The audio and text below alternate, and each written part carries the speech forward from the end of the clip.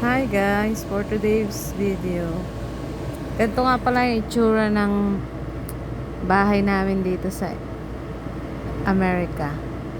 Ang tawag dito is trailer. Ganyan siya. Kompleto na siya.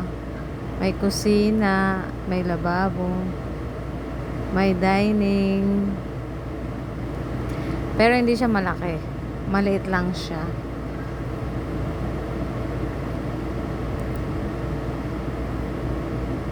Tapos, ayan yung CR.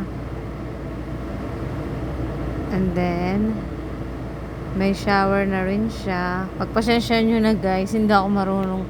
Bago pa lang ako gagawa na YouTube. So, hindi pa ako masyadong marunong mag-edit. So, pagpasensyahan nyo na yung voice record ko. Ayan yung kwarto. Queen size yung kwarto niya. Ayan yung kabuuang itsura ng trailer.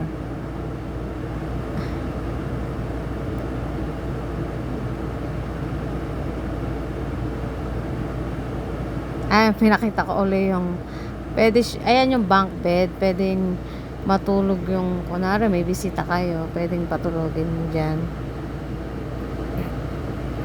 Ayan, may TV na siya. Bye!